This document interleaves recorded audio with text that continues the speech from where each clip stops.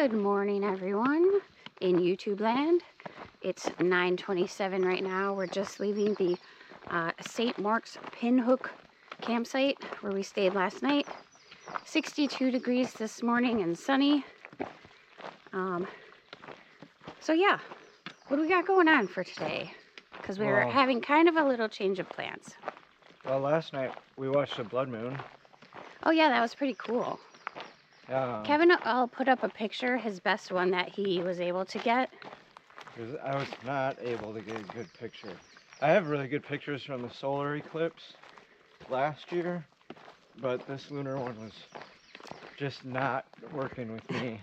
But it was cool. Like it was like the moon was a bright spotlight down here in the jungle when we went to bed, and then we woke up. I don't know. What do you think? Around midnight or? I was gonna say maybe like 12:30. Yeah, you could see it starting, and then we woke back up around 2, and it was like pitch dark. Like yeah, it was. The moon was above us. It was pitch dark. You could see it turning red, and yeah, completely different from when we went to bed the last time. I did get that star trail.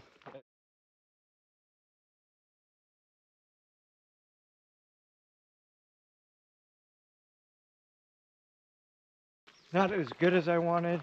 My Volta didn't keep the battery going, so it only filmed so much of it, but just a short clip. Yeah, but I thought it was cool the way it looked. Yeah.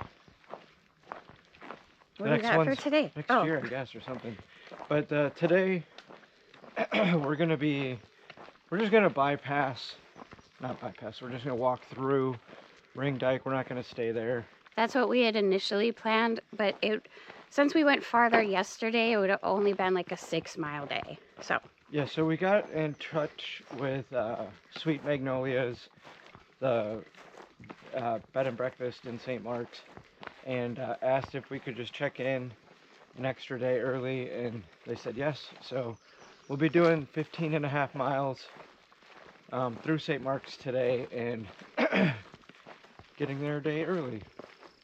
That's the plan. That's the plan. Got anything else? We will have to get a ride across the river there. Oh yeah, in a boat. So today's a boat ride day. Short one. Just got to call a number if there's not anybody there to do it. So that should be fun. I think that's all I got. All right.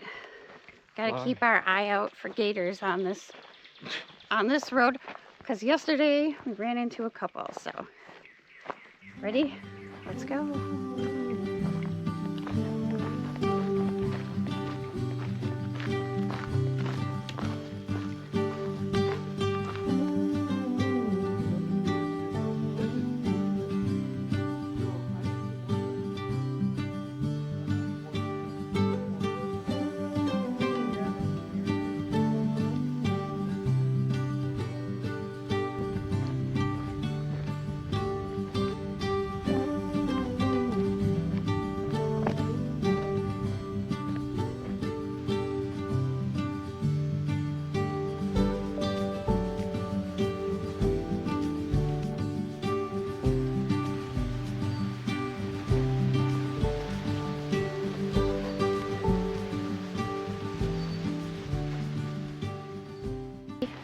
All right, it's 11:40. We made it to Ring Dyke campsite. So this is the campsite where we were thinking about staying if we weren't going to go into St. Mark's. This is what it looks like. I don't really see a lot of tenting spots, but they got some benches and a picnic table. And there is a water cache here. We haven't checked it out yet, so we don't know if there's anything in it, but yeah, we're gonna eat some lunch, or I am anyway.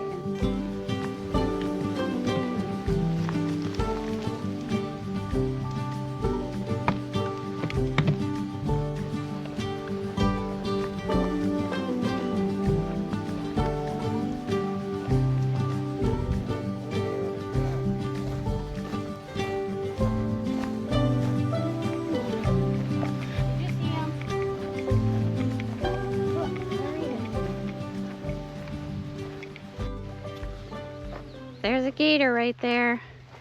We've probably seen, how many you think? 10 today? Yeah. It's been a while since we've seen a bunch of them, but.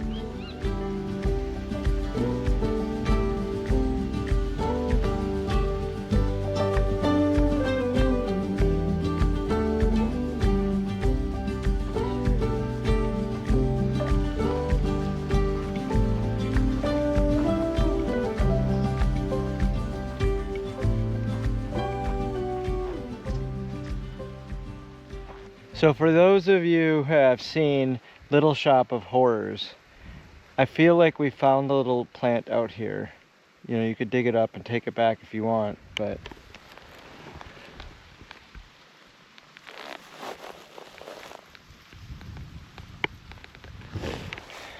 it looks like the beginning stages of that. Feed me!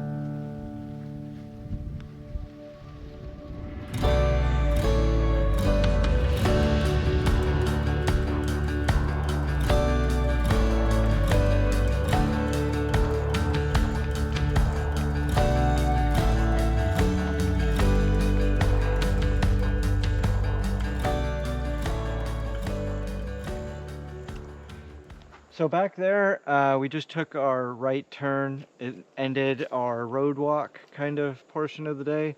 So we've been pretty much walking on what, you know, this would be like this tram since yesterday.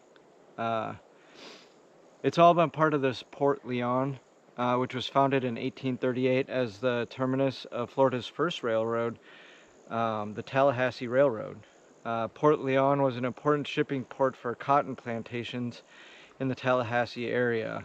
The railroad ran across the St. Marks River, right where the Florida Trail has been going on, and then ended here to load barges. Soon after Port Leon became the county seat of the newly formed Wakulla County in 1843, a hurricane obliterated the town with a tidal surge up to 10 feet deep. The survivors decided not to rebuild and move inland to establish the village of Newport.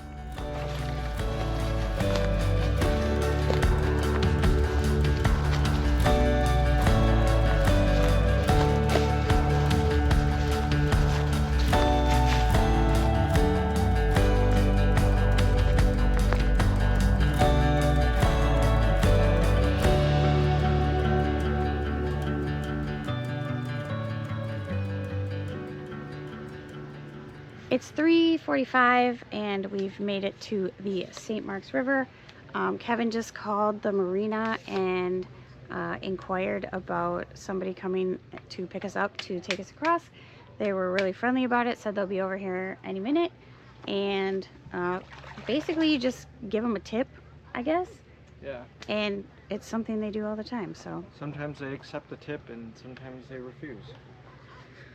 Oh yeah? Yeah. Is that what it said? Well, anyways, so as soon as we get across the river, our plan, or my plan, I don't know if it's Kevin's plan, but there's a tiki bar right over there.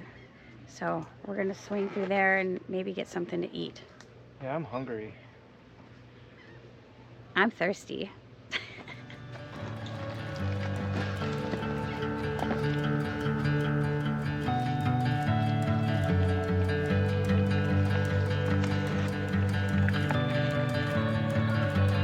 Yeah, you've been hiking for a while. Yeah.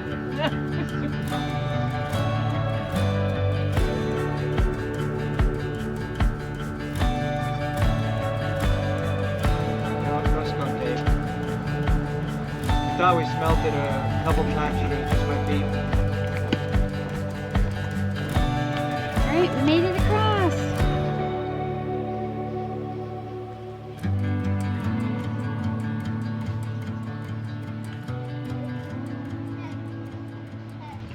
All right, we're all filled up. It's like 5:30. Got some more information for you guys.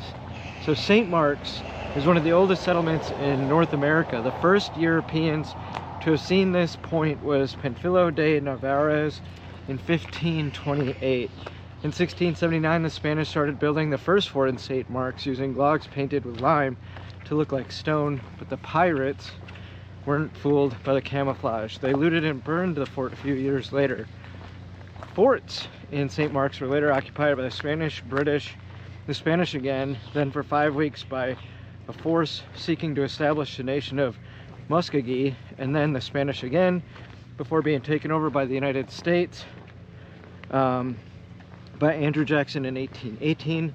The fort then passed back into Spanish control one more time before U.S. troops occupied it in 1821. In 1861, it was reoccupied by the Confederate troops and named Fort Ward, and became a permanent possession of the United States at the end of the Civil War. Now open to the public as Fort San Marcos de Apalache Historical State Park. It features a wonderful museum of exhibits and artifacts and a well-marked walking trail through the ruins. So there you go, more for St. Mark's.